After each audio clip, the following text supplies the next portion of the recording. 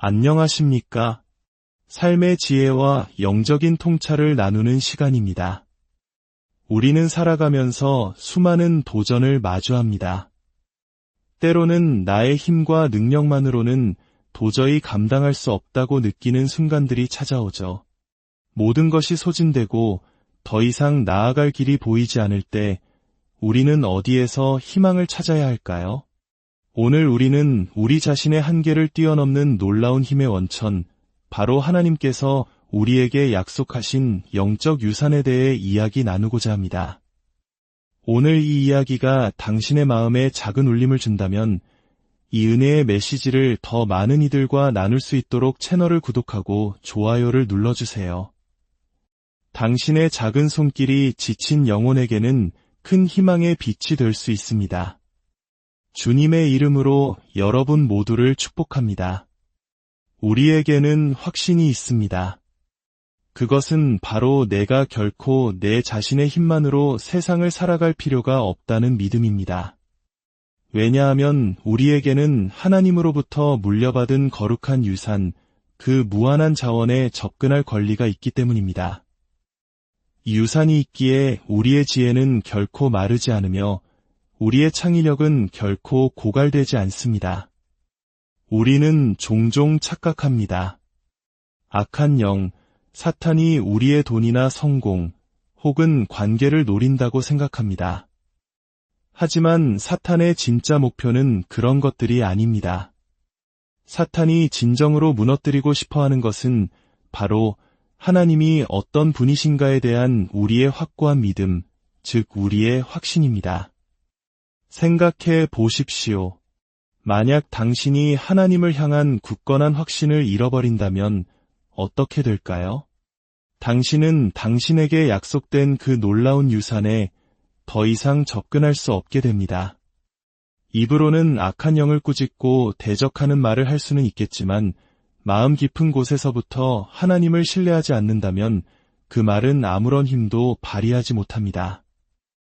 오히려 악한 영은 당신의 삶에 더욱 편안하게 자리를 잡고 둥지를 틀 것입니다. 하지만 우리가 이 진실을 깨달을 때 모든 것이 달라집니다. 우리에게는 하나님으로부터 물려받은 권능의 유산이 있다는 사실을 말입니다.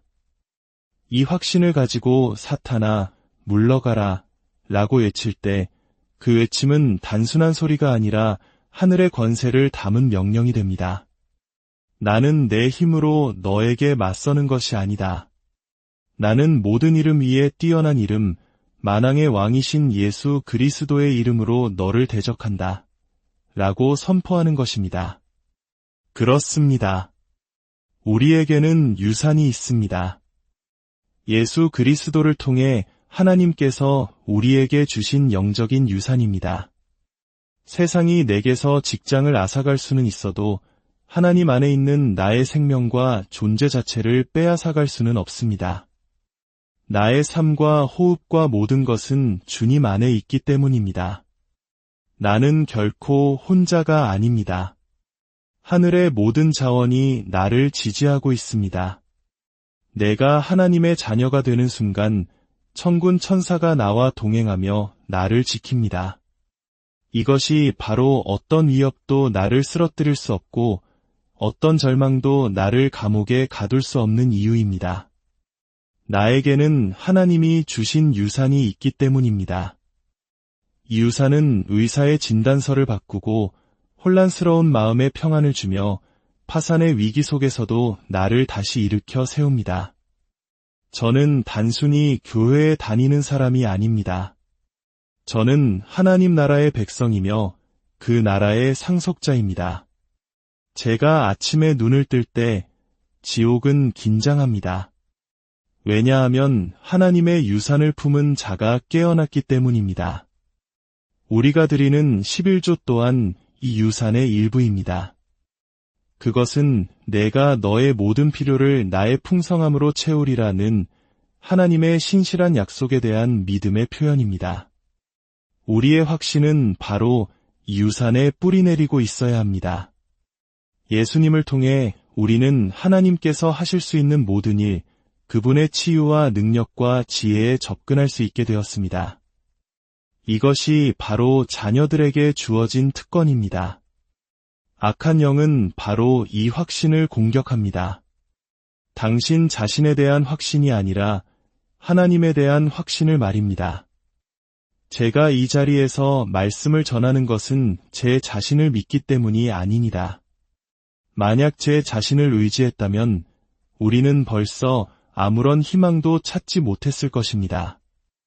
저는 제가 비켜서면 하나님께서 언제나 그분의 방법으로 일하신다는 것을 알기에 이 자리에 섭니다. 그러니 다른 사람을 질투하지 마십시오. 당신에게도 당신만의 유산이 있습니다. 하나님께서 당신을 이 땅에 보내신 목적은 무엇입니까? 당신은 이 땅에서 어떤 존재가 되어야 합니까? 당신에게 주어진 유산을 가진 사람답게 당당하게 걸어가십시오. 어쩌면 사탄이 당신에게서 무언가를 빼앗아 갔다고 생각할지도 모릅니다. 당신의 자신감, 자존심, 혹은 소중한 시간을 앗아갔을지도 모릅니다. 하지만 기억하십시오. 사탄은 결코 당신의 유산 그 자체를 빼앗아 가지는 못했습니다. 그러니 이 땅을 떠나기 전에 당신의 이름으로 남겨진 하나님의 모든 유산을 남김없이 사용하십시오. 하나님께서 당신에게 주신 모든 것을 이 세상에 쏟아내십시오. 그 귀한 유산을 낭비하지 마십시오. 우리가 이 땅에서 지옥 같은 고통을 통과하는 이유가 하늘의 영광을 이 땅에 풀어놓기 위함이 아니라면 도대체 무엇이겠습니까? 당신이 방에 들어설 때 다른 어둠의 왕국들이 무너져야 합니다. 나를 대적하기 위해 만들어진 어떤 무기도 쓸모가 없을 것이다. 이것이 바로 주님의 종들에게 주어진 유산이기 때문입니다. 당신의 삶에는 창의력과 힘과 지혜가 결코 떨어지지 않을 것입니다. 나이가 들어 육신의 힘은 쇠할지라도 그 힘은 다른 형태의 더 깊은 지혜와 능력으로 변화할 것입니다. 왜냐하면 당신의 삶의 모든 계절마다 당신을 위해 예비된 유산이 있기 때문입니다. 그러므로 당신이 해야 할 일은 하나님께 묻는 것입니다. 하나님, 제 인생의 이 계절에 저는 이 유산을 어떻게 사용해야 합니까? 평안의 유산, 용기의 유산, 절제의 유산, 잠 못 이루는 밤을 보내고 있습니까? 주님은 당신에게 평안을 유산으로 주셨다고 말씀하십니다. 필요한 용기가 없습니까? 그것 또한 당신이 거저받은 유산입니다. 베드로는 자신이 누구이며 자신이 누구 때문에 어떤 권능에 접근할 수 있는지 알았습니다. 그는 자신감 테스트를 통과한 것입니다. 예수님께서는 베드로의 믿음의 고백 위에 당신의 교회를 세우시겠다고 말씀하셨습니다. 여기서 교회란 건물을 의미하는 것이 아닙니다.